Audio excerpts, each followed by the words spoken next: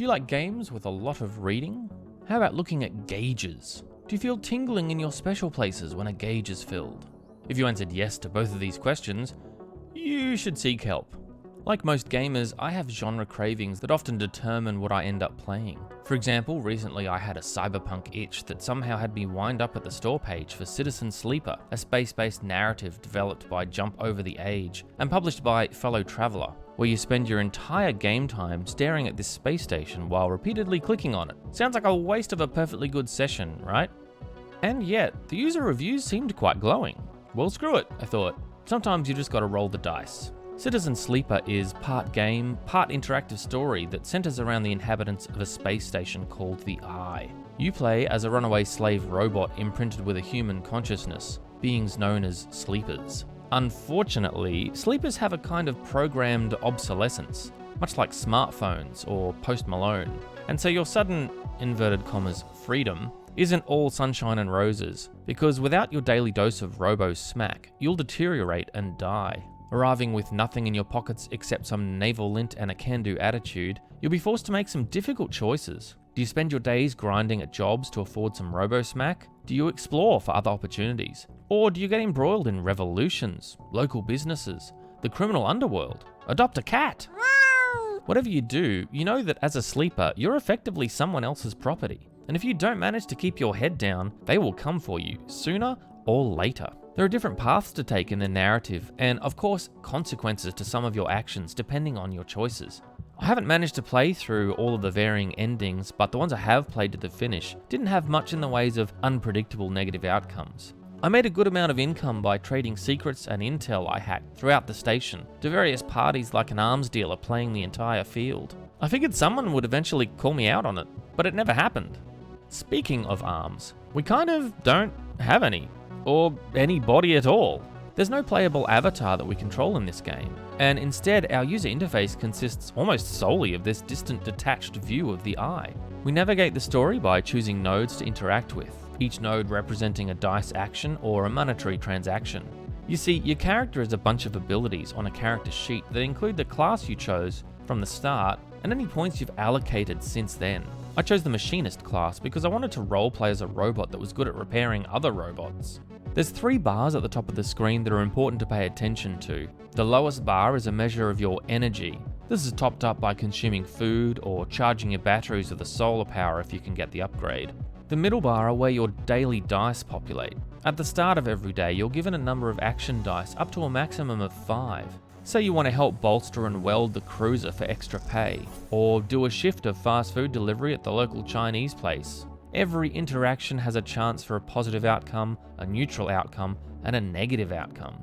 Finally, the bar at the top is known as your condition, and this slowly deteriorates over time. It represents your impending obsolescence if you don't get an injection of RoboSmack or nanobots or whatever it is. It also directly determines how many dice you get given at the start of the day.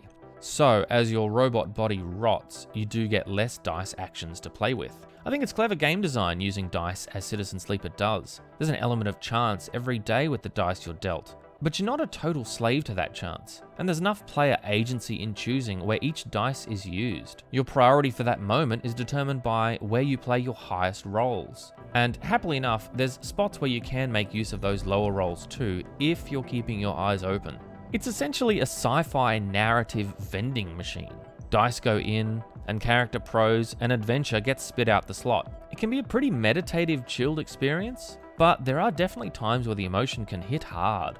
As you arrive at the station, you're led to believe that surviving is going to be a really difficult task. Almost all the characters you come across give the impression of, enjoy it while it lasts, kid, because you're boned. Certainly, there's an element of resource management, balancing energy levels and what little cash you have with the impending rotting of your body looming over you.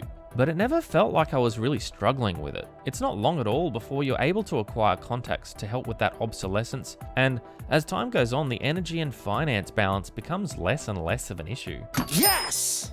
What I'm saying is there isn't any real difficulty here, and if you're looking to find that in Citizen Sleeper, I would look elsewhere. It's a single-player affair, but both the characters and the narrative are well crafted. The interactions and the motivations all feel raw and believable. It's got a nice tabletop feel to it, and the NPCs that I dealt with are written so skillfully that it just felt like I was talking to friends. The story took me about 10 hours to complete, but if you beelined it, you could probably be done in about 6 hours. It's a solid yarn, and it deals with all the isms: capitalism, idealism, classism, and other things like finding purpose and hope when you're dealt a really shitty hand. When you think about the themes of the game and how emotionally detached it portrays the upper echelons of society, from the working class and the service robots, it seems appropriate that the game's UI has the player looking down on the station from 100,000 kilometers away, until you click on a node to talk to the NPCs and get a zoomed in view of the area and a beautiful portrait, suddenly realizing they're people with their own problems. Let's talk about that art style. I love it, and I'll freely admit that a sizable chunk of the reason I purchased the game to begin with was the art I saw when I was looking it up. The sleeper portraits, and particularly this one of the robot in the Cyberpunk grunge gear, I mean, come on, it's just so cool looking.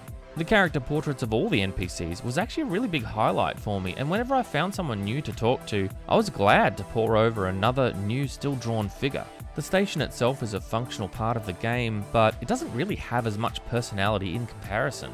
Perhaps this could have been some clever social statement about the station being less important than the people in it, but maybe that's getting a bit too wanky. In the end, the station was a means to getting somewhere, and not really the main draw card. Citizen Sleeper doesn't have a voice cast, sadly. I didn't find it bothered me too much, and there is a lot of text to be read out, so it would have been really expensive for the developers. But if money was no object, it could have been a real strength with a story this good. There are a bunch of environmental sounds in the background that tell you about the environment your character is visiting.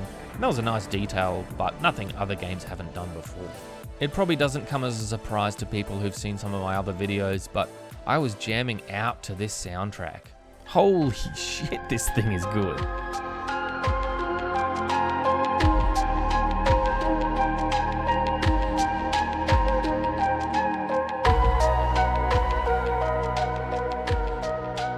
I haven't always bought the game soundtracks, but I enjoyed this one enough to fork out the 17 Australian bucks for it. It's composed by Amos Roddy, and he's done some good frickin' work here.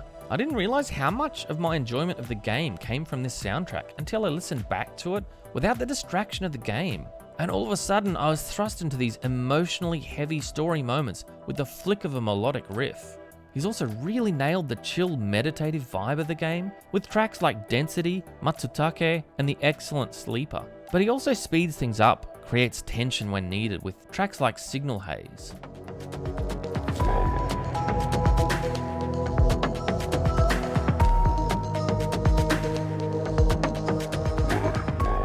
The key theme that speaks to me repeatedly through this music is loneliness. The whole soundtrack has an expanding echo behind the melody, giving the impression of dimension and depth, really selling that idea of being on a giant spinning halo in the darkness of infinite space. It's sad and it's contemplative, and I'm 100% jiving with it.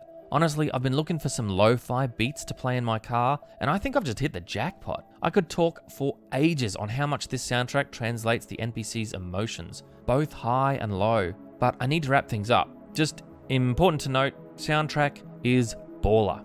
Citizen Sleeper is not something I honestly thought I was going to enjoy as much as I did. It gets compared to Disco Elysium, another story-driven RPG-style game, but I disagree that they could or even should be compared. They're fundamentally different games, making very different points. Once I got past the strangeness of not having a controllable avatar, and I got to know the people living on the Eye, I was hooked into this story, and emotionally anchored by Roddy's soundtrack that elevated this to a whole other level for me.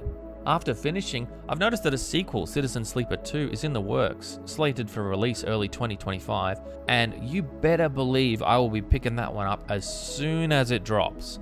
I really hope they just do as well with the soundtrack.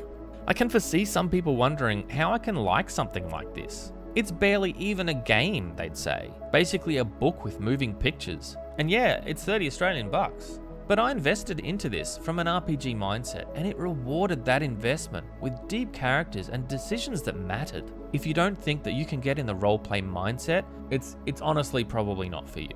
It's one of those titles that presents a good argument for games as art. Its strengths are in the simple design, the well-written characters and narrative, beautiful art, and impactful soundscape. I think it could have been aided significantly if some NPCs were voice acted, and I think there could be an argument that a higher difficulty setting would make failure more palpable. Overall though, I found Citizen Sleeper has a simple looking surface that hides a deceptively deep and engaging experience that makes it a worthy journey.